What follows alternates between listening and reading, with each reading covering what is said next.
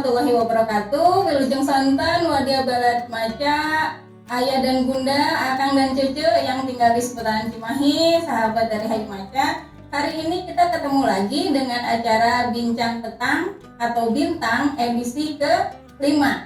Dan hari ini kita seperti biasa, Biuki dan Mang Idon akan menemani Wadia Bala dan akang teteh semuanya, ayah bunda semua.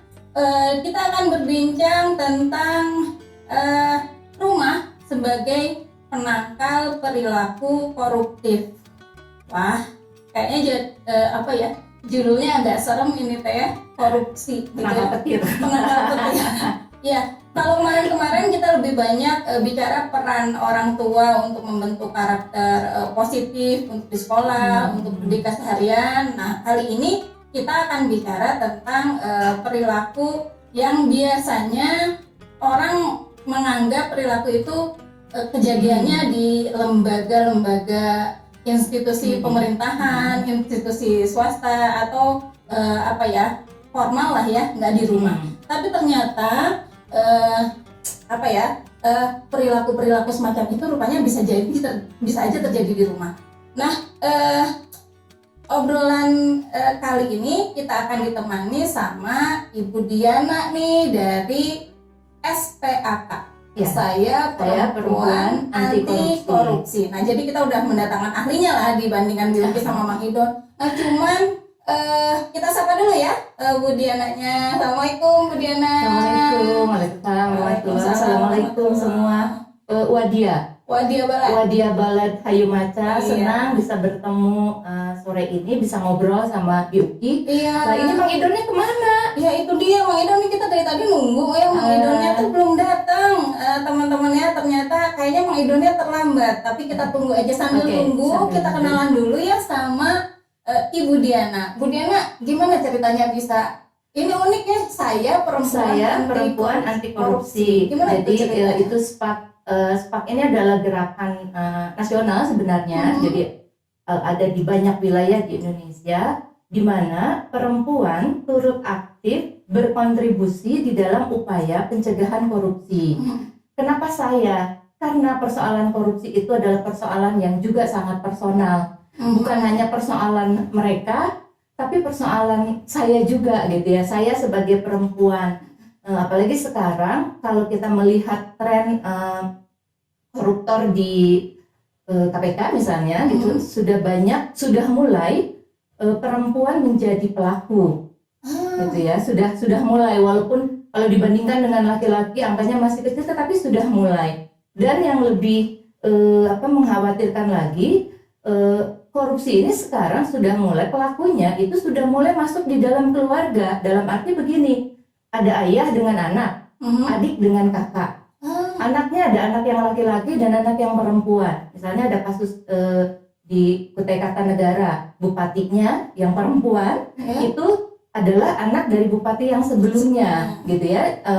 Misalnya kasusnya Atut, itu adik dan kakak gitu ya. Nah, kenapa SPAK gitu ya? Karena perempuan itu bagaimanapun, saya meyakini perempuan adalah aktor yang strategis untuk melakukan perubahan. Gitu ya. Dari mana? Dimulai dari diri sendiri dan dimulai dari rumah. Ya. Selain di SPAK, saya juga penyuluh anti korupsi yang bergabung juga di Aksi Jabar. Ya. Jadi penyuluh anti korupsi Jawa Barat. Saya mengundang Bang Biuki, nanti kalau Mang Idon datang bergabung juga menjadi penyuluh anti korupsi. Insya Allah. Jadi nanti bisa ada proses pendidikannya dan kemudian nanti bisa ikut sertifikasi. Apalagi sudah punya forum bincang petang seperti begini, jadi bisa melakukan edukasi anti korupsi kepada keluarga-keluarga, kepada masyarakat gitu. Dan ini juga kita bertemu ini untuk beberapa kali ya. Saya senang banget bisa bergabung di Hayu Maca. Itu dia Mang Idon ya. Mang Idon, apa kabar? Alhamdulillah, baik. Maaf ini terlambat. Aduh, memalukan ya tuan rumah. Terlambat. Aduh. Kenapa nih? Bu Diana sudah Sami-sami. bisa hadir di sini. Selamat sore Wadia Balet semua dan Akang Cece, ayah bunda semuanya. Maaf saya terlambat ini.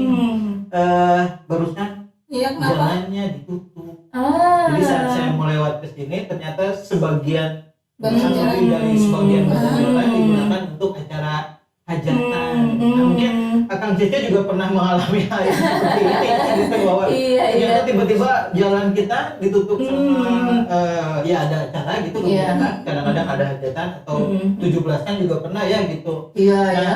ini juga mungkin bisa jadi bahasan kita hari ini ya gitu, bahwa Iya, iya. kaget jalan itu kan sarana umum ya. Iya, betul, betul. Nah, kemudian dipergunakan untuk kepentingan tertentu. Nah, apakah ini ya sebagai pengguna jalan kan jadi kesal juga gitu ya. Jalanan kita yang yang harusnya dilancar gitu dipakai sama ini ternyata dipakai untuk Iya, sebagian iya. kepentingan hajatan atau Iya, Mang Idon, kita itu bisa melihat korupsi ini di dalam dua konteks ya. Pertama itu tindakan korupsi, tindak pidana korupsi tipikor, itu yang sudah diatur di dalam undang-undang tentang korupsi. Itu ada 7 jenis. Sudah ada 30 tapi kemudian dikelompokkan menjadi 7 jenis gitu ya. Ada mulai dari kerugian keuangan negara, suap menyuap, perbuatan curang, benturan kepentingan, kemudian ada gratifikasi, pemerasan gitu ya, dan seterusnya. Nah, tapi ada kemudian perilaku koruptif. Nah, kalau perilaku koruptif ini terkait dengan 9 nilai anti korupsi, dengan perilaku-perilaku yang mendorong kita melakukan perbuatan ke sana, ke yang korupsi beneran gitu ya. Ketika kita bicara tipikor, tindak pidana korupsi, perbuatan tindakan korupsinya, kita sering merasa berjarak. Apalagi ibu-ibu ya, ibu-ibu gitu. Aduh, saya juga ibu rumah tangga di rumah. Dalam sebulan berapa sih saya mengelola uang gitu ya? Itu ada juragannya gitu ya. Jadi kalau misalnya kita melihat di TV itu berapa miliar gitu ya, berapa puluh miliar, ratusan miliar, triliun, jauh deh gitu ya. Rasanya kita itu jauh gitu ya dari perbuatan seperti itu. Nggak mungkin orang sebulan kita cuma berapa juta gitu kan, uang dapur gitu ya. Kalau melihat begitu, kita mungkin jauh gitu ya. Kalau melihat di luar gitu, di TV gitu. Tetapi kalau kita melihat pada perilaku koruptif, jadi perilaku yang memper gitu ya, yang menjadi landasan, yang menjadi fondasi jalan orang melakukan perbuatan korupsi, itu kita sangat dekat. Ya tadi misalnya gitu ya, Mang Idon cerita jalan ditutup. Apakah jalan ditutup termasuk dalam perbuatan koruptif? Ya kita harus lihat case-nya seperti apa gitu. Jadi tidak semua hal yang misalnya melanggar atau terlihatnya seperti mengurangi, mengganggu gitu ya, itu adalah perbuatan koruptif gitu ya. Kita harus cek gitu ya kasusnya. Pertama, poin pentingnya itu adalah poin dasarnya, jalan itu adalah peruntukannya untuk kepentingan umum, untuk semua orang gitu ya. Ketika itu digunakan oleh seseorang untuk kepentingan tertentu yang akan mengganggu kepentingan orang lain, apakah dilakukan proses untuk minta izin misalnya? Apakah itu menutup semua akses atau tidak? Apakah misalnya tetangga yang terdekat itu memberikan izin atau tidak? Tapi pada prinsipnya itu mengganggu, ketertiban, kelancaran, mengganggu akses, mengganggu hak orang lain. Nah, di dalam konteks mengganggu itulah maka itu bisa masuk di dalam area perilaku koruptif. Nah, terkait yang perilaku koruptif itu kalau di KPK ada 9 nilai anti korupsi. Jadi nanti bisa dihubungkan ya. Ada 9 ya. Ada 9 nilai anti korupsi itu kalau kita bikin itu sebagai segitiga ini. Ada bagian dasarnya tuh, fondasinya tuh nilai inti. Nilai inti itu ada 3: jujur, tanggung jawab, disiplin. Jujur, tanggung jawab, disiplin. kemudian nilai dasar ini ditopang oleh 2 pilar gitu ya, yang itu ada etos kerja, ada sikap. Etos kerja itu adalah mandiri, sederhana, kerja keras. Sementara sikap itu peduli, berani, adil. Nah, kembali tadi ke kasus penutupan jalan. Kalau kita katakan di dalam 9 nilai anti korupsi, kira-kira ini akan bersinggungan dengan nilai yang mana? Gitu ya. Di nilai dasar, di nilai yang inti, apakah itu bersinggungan nggak dengan nilai disiplin, jujur, tanggung jawab? Nah, mungkin bagi yang menutup akses harus cek ini, gitu ya. Nah, kemudian pada sikap peduli, adil, berani. Nah, apakah dengan menutup jalan kita peduli nggak ya? Sama orang lain ya. Ya, apakah kita sudah bersikap adil atau belum, gitu ya? Nah, itu refleksinya ke hal yang seperti begitu. Nah, kami di SPAK kemudian memperkuat itu, gitu ya. Kan kita tahu bahwa pemberantasan korupsi itu ada 3 modelnya. Pertama itu modelnya dengan penegakan hukum. Jadi represif sifatnya, gitu ya. Seperti apa itu loh yang ditangkap-tangkapin. Nah, ini tugas aparat penegak hukum. Tujuannya apa? Membuat jerak. Walaupun nggak jerak-jerak gitu kan. Kita kapok-kapok anggar we gitunya. Nah, terus yang kedua itu perbaikan sistem. Nah, perbaikan sistem ini tujuannya apa? Menutup celah. Karena katanya orang tuh nggak kapok. Orang tuh bisa korupsi karena ada celah, gitu ya. Nah, ini di mana dilakukannya? Biasanya di kementerian, kelembagaan, kalau kita di sekolah gitu ya. Ini tujuannya adalah celah korupsi supaya tertutup. Nah, ada yang ketiga itu adalah edukasi dan campaign gitu ya, menguatkan nilai anti korupsi, menguatkan nilai integritas. Tujuannya apa? Ya orang nggak mau lagi korupsi. Pokoknya kalau korupsi tuh nggak gue banget deh gitu ya. Nggak deh gitu ya, tujuannya tuh itu gitu ya. Nah, SPAK dan mungkin kita semua gitu ya di komunitas banyak yang berada di arena ini Edukasi gitu ya. Apalagi Yumada sekarang saya lihat ya tagnya itu beyond literasi gitu ya. Iya, jadi di dalam run anti korupsi yang terbaru, literasi untuk integritas ya, untuk penguatan pemahaman anti korupsi itu menjadi prioritas. Jadi pas banget nih, saya senang banget juga bisa diskusi di sini gitu ya, dan kita akan kupas persoalan-persoalan yang perilaku koruptif itu dekat banget dengan kita, dengan keseharian. Dan yang juga ikut sedih itu adalah rumah itu memproduksi perilaku koruptif. Berperan banget sebetulnya. Berperan banget gitu, sehingga dengan begitu juga cure-nya, perubahannya, obatnya, penangkalnya, ya udah kita mulai dari rumah juga. Betul. Nah, ini fenomena yang saya alami sendiri lah ya gitu. Berkait dengan 3 hal yang tadi di dasar tadi ya, jujur, tanggung jawab, dan peduli. Disiplin. Nilai dasar. Nah, seringkali fenomena ini tidak disadari sama kita orang tua, dan yang mirisnya lagi si anak itu melihat contoh dan ikut serta contoh. Kita rumah sebelahnya kan sungai ini, sebelah rumah. Setiap pagi, hampir setiap pagi Budiana, ada orang tua yang lewat naik motor, bonceng anaknya, buang sampah di sungai. Itu kan jadi contoh banget, anaknya kan ngelihat gitu ya. Itu satu, itu hampir setiap hari kayak gitu. Yang kedua, beberapa kasus yang sering dikeluhkan bahkan jadi keributan di RT atau RW ya gitu. Satu rumah lagi bangun rumah gitu kan. Kuliah sebentar yuk, ya kenapa? Lagi kuliah, space di depan rumahnya halamannya kecil gitu. Nah, tiba-tiba si tetangga kaget begitu dia buka pintu gerbang, gitu dia keluar. Wah, padahal motor yang bukuannya ada semen lah, besi lah, gosip gitu di depan rumahnya kan. Dan ya itu tadi nggak ada izin, nggak ada apa gitu. Itu ya, 2. terus yang alami lagi sama saya banget itu bahkan sampai akhirnya keluarga sendiri ribut gitu rame karena tiba-tiba begitu kita buka jendela pagi-pagi di pagar rumah itu jemuran, ada baju, Iya, selimut, betul. Iya, kasur dan sebagainya, bahkan ayam itu dilemparin ke halamannya kita gitu.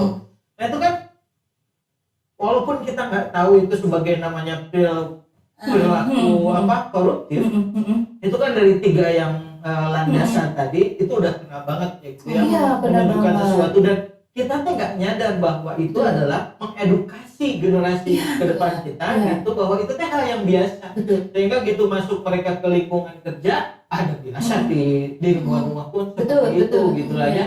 Itu mungkin tidak disadari oleh ayah bunda bahwa kita teh membuka celah gitu ya, bahwa Membuka celah mengajarkan dan itu efektif diajarkannya. Kenapa? Karena melalui contoh. Iya, langsung contoh langsung. Sementara untuk kita sering membangun karakter, membangun kesadaran atas karakter kita melalui verbal.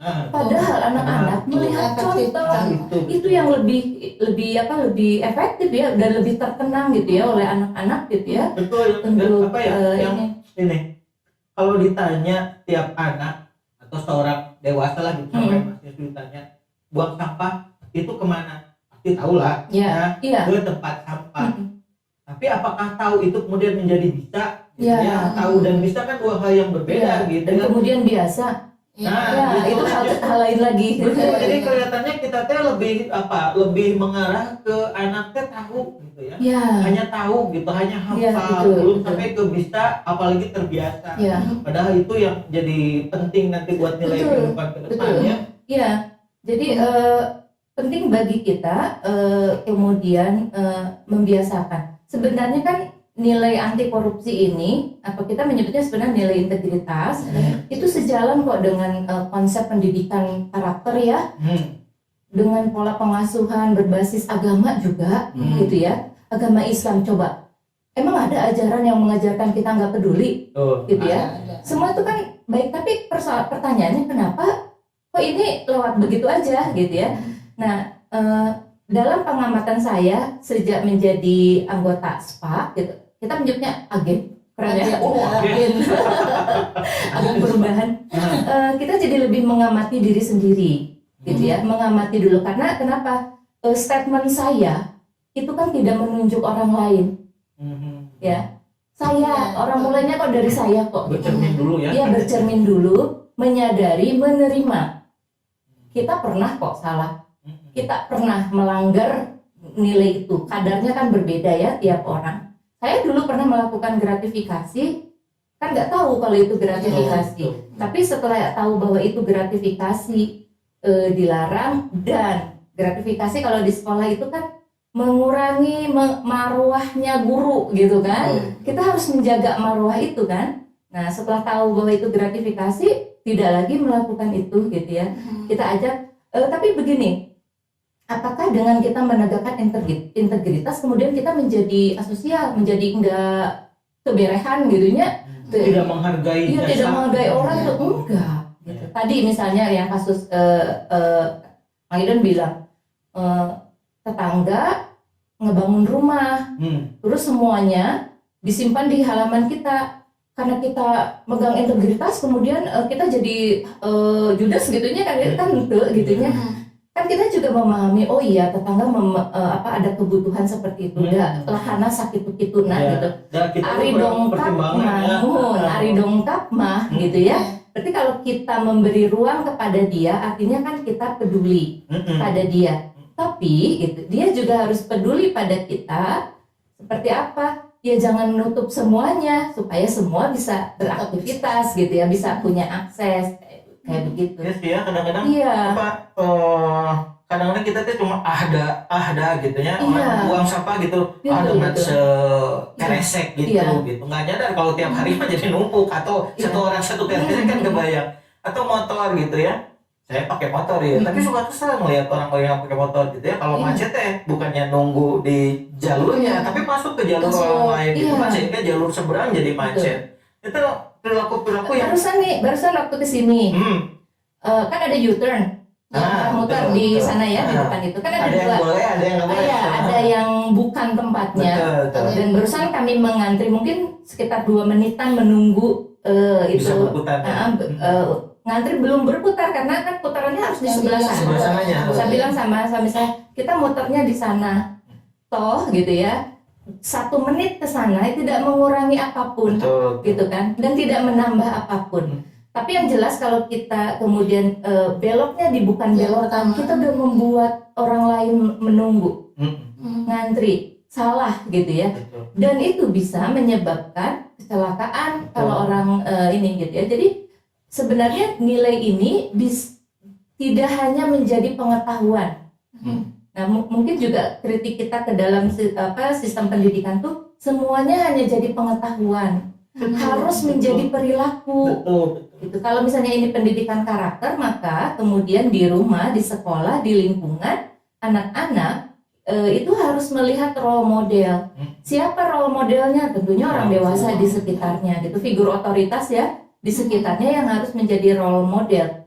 Tadi kalau bapak atau ibu membuang sampah ke kali di depan anaknya, terus suatu hari dia bilang pada anaknya buang sampah di tempat sampah, dia berpikir ya kali itu tempat sampah atau jalan raya tempat sampah yang panjang dan luas gitu ya. Di mana aja makan.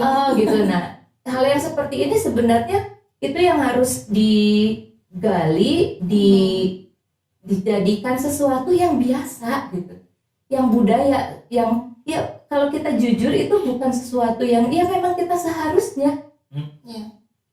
Bersikap adil itu ya kita harus seharusnya. Saya ini misalnya kita ini sekarang pakai face shield gitu ya. Ini bukan sekedar memenuhi aturan anjuran yang ditetapkan oleh pemerintah gitu ya. Tetapi kita tahu bagaimana COVID ini menyebar, sehingga kalau saya pakai face shield, kalau saya pakai masker, saya melindungi diri dan melindungi akang dan teteh gitu ya. Kenapa? Karena kalau kita saling melindungi maka kurva penyebaran itu tuh akan melandai. Iya. Itu kadang-kadang ya orang tuh nggak bahwa setiap orang yang harus berperan tuh saya mah cuma 1 orang gitu, cuma 1 kresek, cuma sekali, justru cuma itu ya. Justru kalau orangnya yang nggak nyadarnya banyak, akhirnya ya masalah Indonesia nggak selesai. Nah, Bu Diana, Bu ada Enggak pernah ngalamin kayak gini loh saya tuh. Suatu ketika waktu kita rumahnya masih di tempat lain itu loh yang jarak ke jalan itu deket banget kan ya. Di depan tuh kita punya tanaman. Terus kadang kalau sore-sore itu kan ibu-ibu habis nganterin anak-anak yang ngaji kan ya pulang. Terus kembang eta lucu. Terus dipetik. Punten nyemkan kembang. Itu terkesima ya di dalam udah nggak kelihatan kan Ben. Cuman ya Allah itu teh ngajemput anak pulang ngaji ya pakai kerudung gitu kan, terus anak ngeliat punten nyongkan iya nya gitu kan suka gitu ada cuman kembang lagian ngerasa udah minta izin padahal izin itu harus diiyakan kan.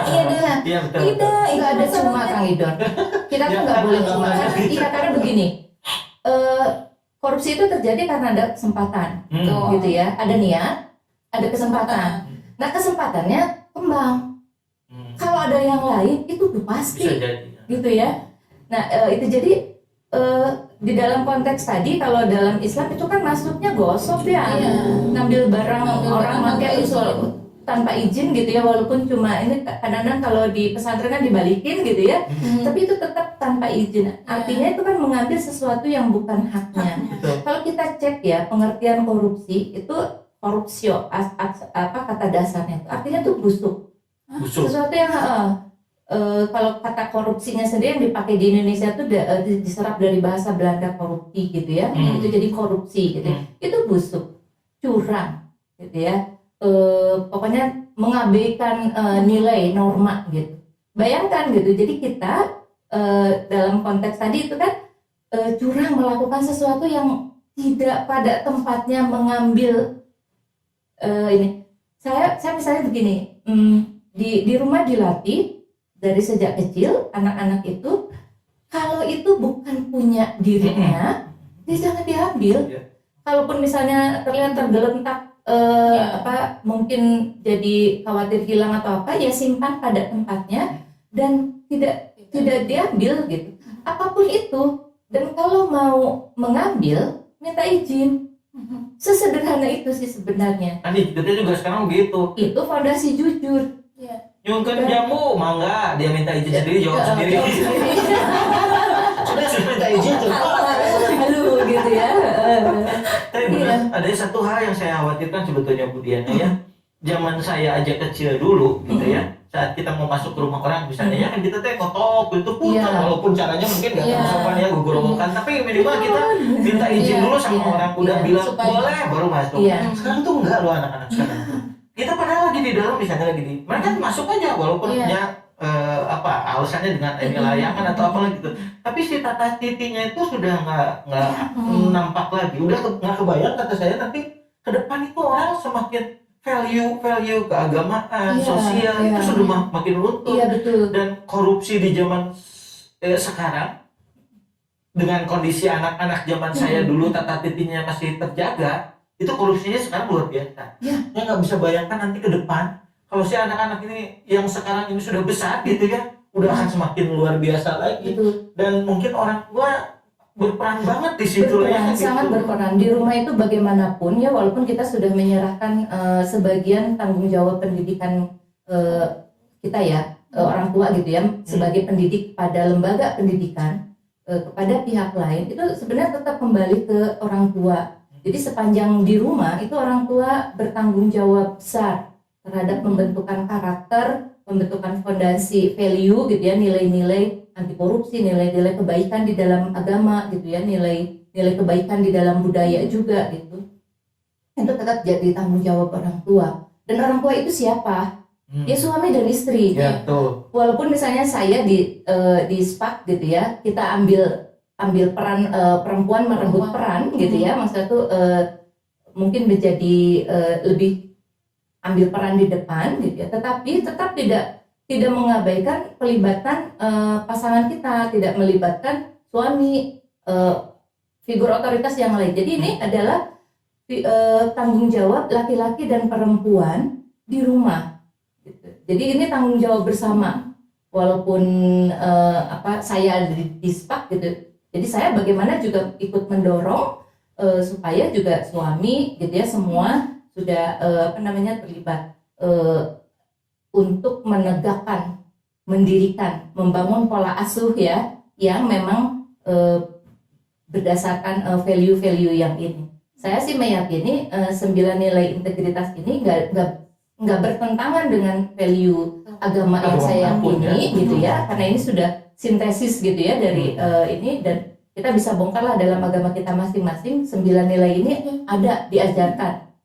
Nah tapi apakah hanya jadi apal cangkem gitunya, atau kita secara sadar rutin mengoreksi bagaimana perilaku ini berjalan di dalam rumah kita.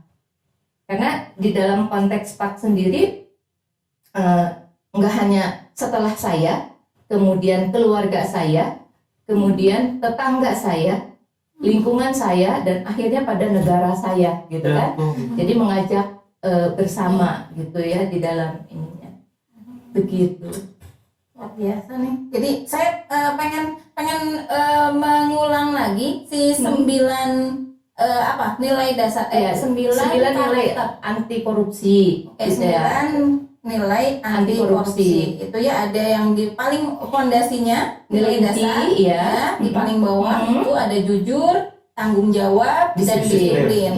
Kemudian 2 pilarnya ada etos kerja dan sikap. Untuk etos kerja itu ada mandiri, sederhana, dan kerja keras. Kemudian yang sikap ada peduli, berani, dan adil. Nah itu luar biasa banget nih. Ada kan dalam budaya kita? Iya. 9 itu diajarkan kan? Diajarkan. Nilai universal sebetulnya ya. Di sekolah diajarkan kan? Oke, harusnya kan kita kuat. Iya kan? Harusnya kita kuat. Karena sudah apa ya? Tidak kelihatan lah lamun orang Sunda mah nya pagiling gisik sama nilai itu gitu ya. Tapi kok tiba-tiba jenggah ya gitu kan. nah hanya kieu gitu. Artinya ada yang miss gitu ya di setidaknya berada di dalam aktivisme anti korupsi membuat kita jadi diingatkan, ayo cek lagi gitu ya. Dan integritas itu akan terus diuji menurut saya gitu ya. Hari ini kita sudah jaga, besok kita akan diuji. Dan ujiannya akan macam-macam gitu ya. Inilah apa namanya tuh yang paling dekat dengan kita kalau seharian di sekolah itu kan soal gratifikasi ya. Nah, itu kan macam-macam ya bentuknya gitu ya. Kalau kita tuh dan alasannya macam-macam gitu kan. Maksudnya kita jadi nggak baik gitu, jadi pelit gitu kan. Nah itu juga apa namanya jadi sesuatu yang nggak apa-apa lah, kita ikhlas kok. Saya punya ini Bioki. Jadi kapan hari itu saya iseng kasih tahu gitu ya sama teman-teman, yuk kalau mau kasih sesuatu sama guru-guru itu sekarang. Anak saya sekarang sudah pada kuliah. Jadi kalau mau kasih sama guru SD, anaknya sudah nggak di sekolah itu lagi. Udah bisa dikatakan nggak punya urusan kepentingan lah ya di sekolah itu. Kan banyak yang menjawab kemudian, udah jadi kan anakku udah nggak di sana lagi. Ngapain sih? Jadi dulu itu ngasih kenapa? Iya kan? Iya. Jadi dulu itu ngasih kenapa gitu. Iya betul. Kan sama aja sebetulnya. Iya. Iya. Jadi kalau mau ngasih ya sekarang lah gitu ya di ini. Nah itu Duki. Jadi ayo maaf.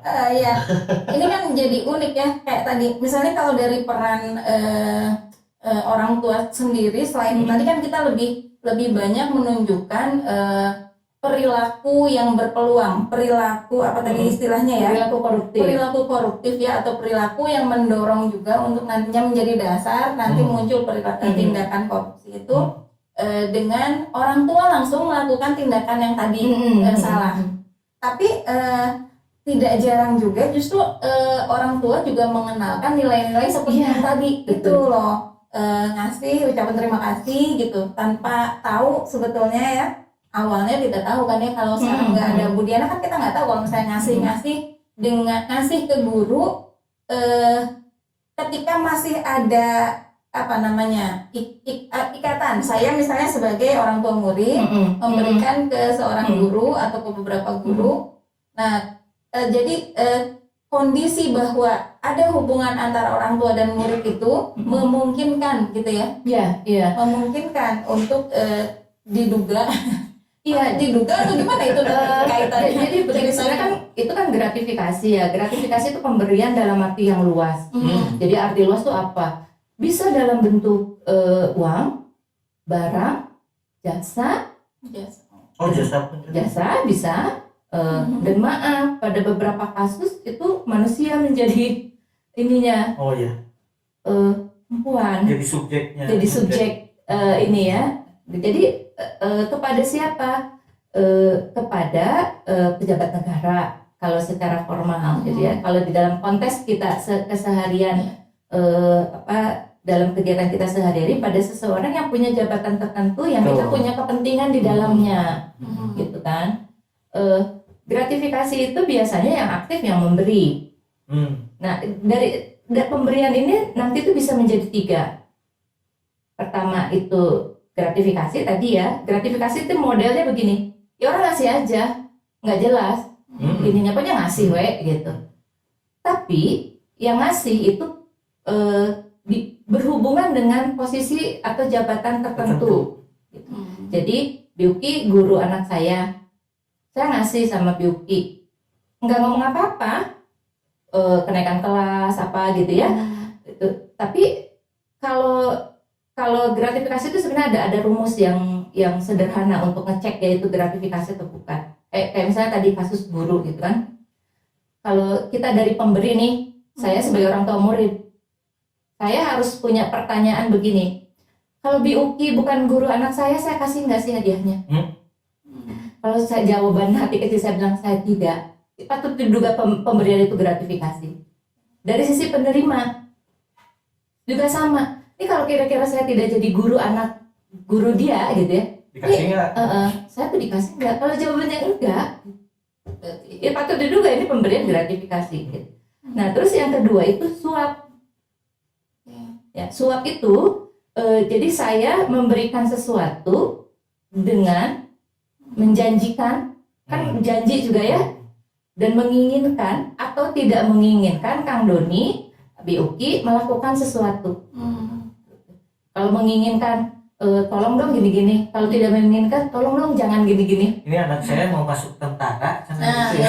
Iya, Pak, aduh gimana ya gitu. Nah, itu kan gampang pisannya gitu ya. Pemerasan. Nah, kalau pemerasan yang aktif itu yang menerima. Yuki datangin saya gitu ya. Saya misalnya ya moodnya gimana lah ya, nilai anak saya tuh nggak bagus gitu. Yuki bilang, ya gimana nih gitu ya, bisa dibantu gitu kan. Ayo main ke rumah, saya lagi bangun dapur nih. Ya kalau disertai ancaman kemudian menjadi, jadi pemberian itu bisa menjadi 3. Nah kapan hari itu ada teman saya ngobrol gitu ya, dia mau memberikan hadiah kepada guru gitu. Terus saya bilang hadiah tuh sebenarnya bisa diberikan pada guru itu satu, nggak usah pakai nama, ya kan? Nggak usah misalnya dipolek di komite bagikan gitu ya, nggak usah pakai nama, nggak mau orang tua. Terus saya bilang, Harus dari siapa? iya, pengennya ada namanya. ada namanya, ya terus kenapa tuh harus diingat-ingat namanya kalau nggak punya tujuan tertentu, Iya. gitu ya. Terus yang kedua, nah ini yang kemudian bisa diterima oleh teman-teman itu, saya bilang kita kalau dalam Islam itu kalau memberi itu kan kita harus menjaga marwah orang yang diberi. Nah apakah pemberian kita ini dapat menjaga marwah beliau? Kalau kira-kira enggak, mendingan nggak usah. Nah itu lebih bisa diterima. Jadi saya sekarang punya dua pojok gitu ya. Yang pertama tuh tadi, ini kalau nggak ada hubungannya sama urusan kita, kepentingan kita ngasih nggak sih gitu ya. Nah yang kedua, apakah pemberian kita bisa tetap menjaga marwah orang yang kita beri. Nah, kayak gitu. Jadi memberi itu juga di dalam konteks integritas harus dicek kembali gitu ya di ini gitu. Jadi memang niatan kitanya juga harus dicek. Iya. Ditanya berkali-kali Iya. juga meluruskan dulu. Tapi kalau saya sahabatnya Uki ulang tahun ya nggak apa-apa. Ada kok ya, ada nilai yang wajar gitu ya, ada yang nilai yang wajar yang bisa kita berikan kepada teman, kolega gitu ya, atau misalnya atasan yang sedang hajatan gitu ya. Ada nilai yang sebenarnya wajar aja di dalam pergaulan kita sehari-hari. Jadi misalnya kalau wajarnya orang ngasih kondangan 100.000 karena dia atasan terus kita kasih 10 juta, ya gimana ya gitu kan. Ini maksudnya apa, dan dimasukkan dalam amplop dengan nama yang tebal atau ada kartu nama gitu ya. Ini Ya. Tapi ya memang tadi segala sesuatunya kembali ke niat mungkin Iya. ya, dalam ajaran kita juga yang dinilai itu sebetulnya niatnya apa. Nah tapi kan kalau secara hukum kita berbicaranya nggak bisa mengukur Iya. niat itu kan, nggak bisa sesuatu hal yang nggak bisa niat aja nggak cukup jadinya sekarang itu gitu. Niat aja nggak cukup gitu ya, tapi juga harus dengan cara dan kemudian proper nggak gitu ya, dengan value yang ada gitu. Nah kita ke edukasi Bu Diana ya.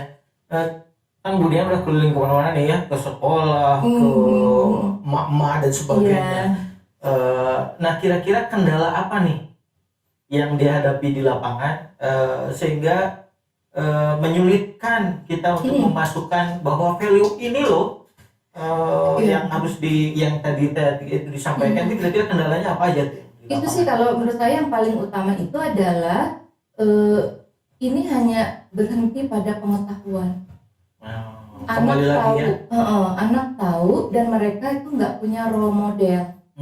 Jadi role model buruknya lebih banyak dibandingkan dengan role model yang baik gitu ya. Itu terus yang kedua itu ya karena berhenti di pengetahuan antara yang diketahui dengan yang dialami itu berbeda. Dan Ya. itu gapnya besar, Jemplang, ya.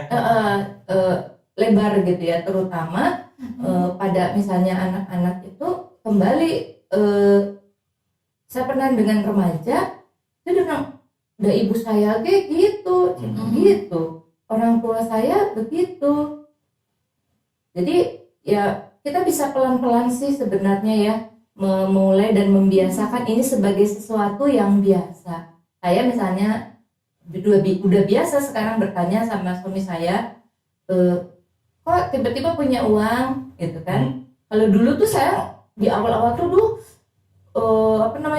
sebelum tahu tentang pengetahuan anti korupsi, kalau suami saya kasih uang, oh alhamdulillah gitu kan. Setelah itu bentar dulu gitu ya. Jadi kalau suami saya memberi uang bukan di luar, bukan di tanggal-tanggal yang biasa gitu, yang rutin gitu, pasti kita otomatis tanya gitu kan. Dan kita bertanya tuh bukan mau menyalahkan atau apa, enggak.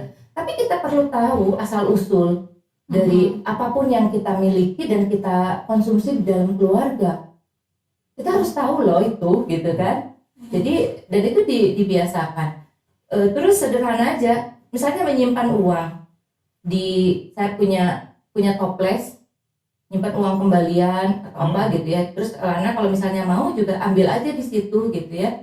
Ya dia akan ngambil kalau dia perlu, dan dia akan bilang, "Mam, aku ambil uang di situ," karena kan memang punya kalau yang mau ambil uang tuh di situ gitu ya. Terus kalau misalnya nemu uang untuk ujug-ujug di sakuan, dia disimpan. Paling nanti bilang, "Kakak nemu uang di situ, udah disimpan di situ, itu punya siapa?" Nah itu hal kecil seperti itu kan sebenarnya sudah ada di dalam pola pengasuhan kita gitu ya. Dan itu nilai edukasi yang luar biasa Iya, sebetulnya ya. jadi Kita nggak itu sadar. harus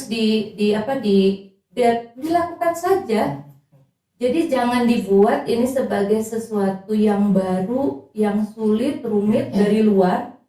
Padahal ini sebenarnya sudah ada di dalam diri kita sendiri. Fitrah aku dah sebenarnya, adil dah fitrah kan sebenarnya gitu kan. Nah itu jadi sesuatu yang ada di dalam diri kita sendiri, yang itu dikuatkan dan diafirmasi.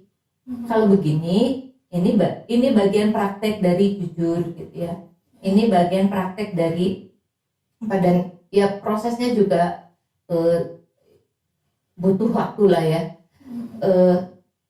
Anak-anak saya yang besar itu bilang ketika lulus kuliah, dia bilang, "Mam, saya pengen ngasih sesuatu kepada dosen yang betul-betul membimbingnya." Terus, tapi dia langsung bilang, "Tapi saya tahu itu gratifikasi." Gitu.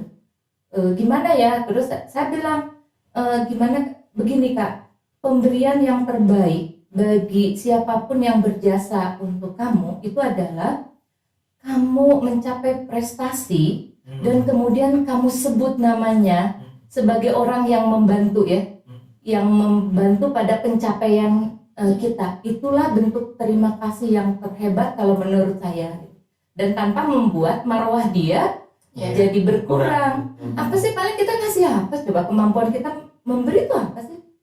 Gitu. Berapa harganya gitu ya? Dibandingkan dengan ketika misalnya kamu berprestasi dan kamu bilang bahwa orang-orang di belakang prestasi saya ini adalah A, B, C. Gitu. Itu kan lebih berharga. Iya, itu lebih berharga. Iya, Gitu. tugasnya dia memang gitu. Betul gitu. Dan ya dia coba lakukan itu gitu ya, dan dia nggak kehilangan hubungan baik dengan dosennya gitu kan, dia tetap membangun komunikasi yang dengan baik gitu. Jadi ya memang kita harus agak membuat kebiasaan baru yang semuanya tuh nggak diukur dari materi gitu kan. Materialis juga itu mendorong kita. Iya, betul. Ini kan katanya korupsi itu ada yang by need karena butuh gitu. Butuh tuh mungkin itu korupsinya kecil gitu kan ya. Ada yang karena keserakahan. Nah ini ada karena paksaan itu sistemnya yang ini. pasangan juga bisa di rumah ya Bu ya. Bisa. Masa lihat tetangga mah mobilnya 3, kita mah naik motor, itu. Iya. Ya makanya di sini ada sederhana. Ternyata itu makanya saya ya pantesan. Iya. Dan ya itulah. Jadi Ya value-value yang sebetulnya semua orang tahu lah. Udah tahu. Oh, satu lagi. Kita sekarang harus sudah mulai menolak korupsi menjadi bagian dari kebudayaan. Kan kita selalu bilang, oh udah kebiasaan atau budaya, tolak. Kalau kita masuk dalam pengertian budaya itu kan produk luhur kehidupan manusia ya. Korupsi mau jadi bagian dari itu. Jadi kita tolak gitu. Jadi jangan pernah bilang gitu ya bahwa korupsi itu adalah budaya. No, kita hapuskan itu. Integritas adalah budaya. Nah, edukasi ini adalah mau membangun supaya integritas itu menjadi budaya.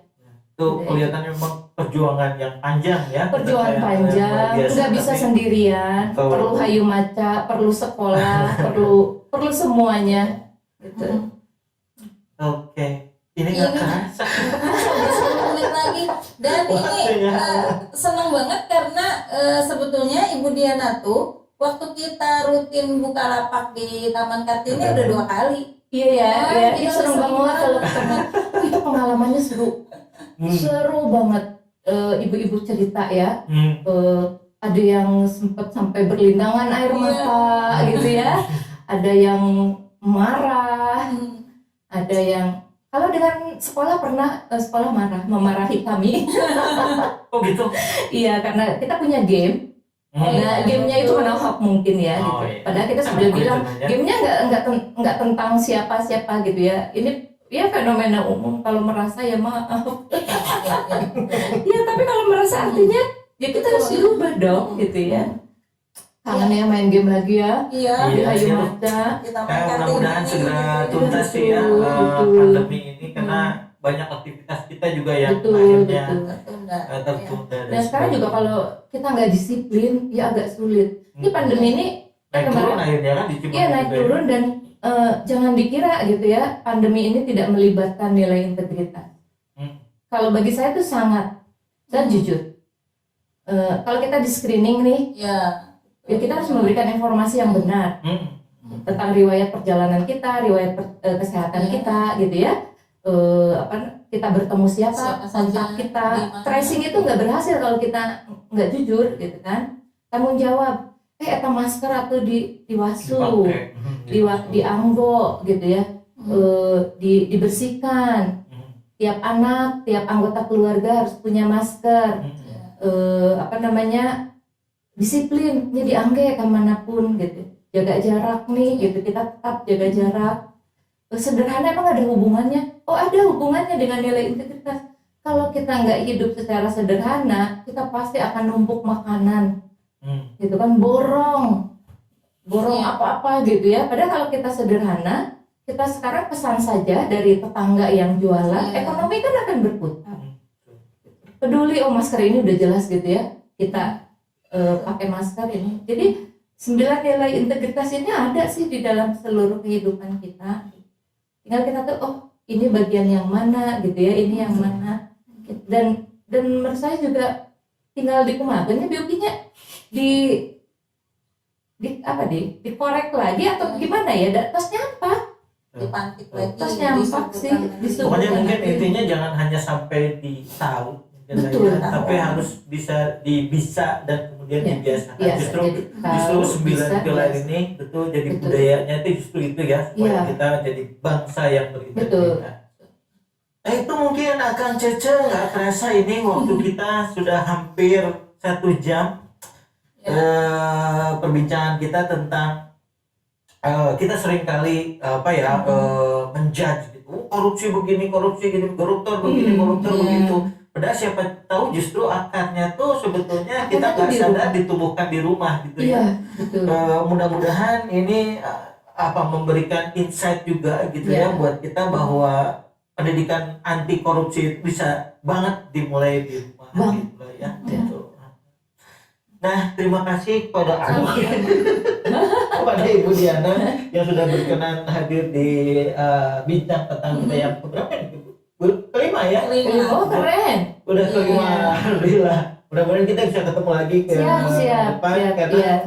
sebetulnya bahasan apa ya, kita bisa menggali lebih banyak lagi informasi tentang informasi tentang perilaku korupsi gitu. Mengupas satu-satu dari 9 itu juga betul gitu ya. Nah, seperti biasa sebelum kita berpisah, kita akan membungkus mengrap obrolan kali ini dengan apa kata Biuki. Nah, maka silakan kita dengarkan dulu apa kata Biuki kali. Bismillahirrahmanirrahim. Kata Biuki untuk pertemuan kita yang kelima ini adalah mohon jangan berhenti di pengetahuan saja tentang 9 nilai anti korupsi tadi ya, tentang 9 nilai integritas. Apa aja yo? Saya ingatnya yang 3 tadi. Kita ulang ya. Jujur, tanggung jawab, disiplin, kemudian mandiri, sederhana, kerja keras, lalu peduli, berani, dan adil. Jadi itu semua jangan hanya berhenti sebagai pengetahuan saja, tetapi ayah dan bunda jadilah role model, terutama bagi bunda karena kebetulan ini bintang tamu kita kan dari Saya Perempuan Anti Korupsi. Dan karena bunda adalah atau ibu adalah tempat mengasah rasa, saya kira supaya tidak berhenti di pengetahuan, ketika ada sesuatu terjadi, marilah kita tolong jelaskan pada putra-putri kita, apa sih rasanya ketika kita dibohongin sama orang, apa rasanya ketika orang lain nggak disiplin, bikin orang jadi macet, bikin orang jadi terlambat dan sebagainya. Apa yang kita rasakan, apa yang kamu rasakan, sehingga itu tidak hanya membuat anak juga memberikan judgement aja ya, kamu salah, kamu udah bikin macet, tetapi jangan sampai nanti kamu pun melakukan hal yang sama karena kita tahu rasanya tidak enak, seperti itu ya. Jadi itu adalah salah satu tips dari BUKI supaya itu nilai-nilai yang tadi nggak berhenti di pengetahuan, tetapi menjadi rasa dan kemudian menjadi niatan untuk menjadi lebih baik di kemudian hari. Menjadi perilaku dan tentu saja ayah dan bunda menjadi role modelnya gitu ya. Jangan sampai lakukan hal-hal yang berkebalikan di depan anak kita sehingga nanti anak kita nggak mempan deh apa yang kita sampaikan ke mereka gitu ya. Karena anak-anak itu sangat mempercayai ujaran dan perilaku dari kedua orang tuanya. Itu guru yang pertama buat mereka. Nah kemudian yang berikutnya adalah jika kita ingin menolak perilaku korupsi, maka yang perlu kita tancapkan di dalam diri kita adalah integritas adalah budaya kami, dan korupsi bukanlah sama sekali nilai yang ingin kita pertahankan. Barangkali seperti itu apa kata BUKI di pertemuan kelima, di obrolan ringan membuka wawasan. Mudah-mudahan pertemuan kali ini juga membuka wawasan kita tentang perilaku koruptif yang bisa saja muncul dari rumah. Itu barangkali ayah dan bunda. Oke, terima kasih ayah bunda, wadia semua sudah standby atau mengikuti bincang kita kali ini. Insya Allah kita ketemu lagi Sabtu depan dengan tema dan bintang tamu yang lainnya. Terima kasih. Mohon maaf atas segala kekurangan. Bila itu Taufiq wa Hidayah. Assalamualaikum warahmatullahi wabarakatuh.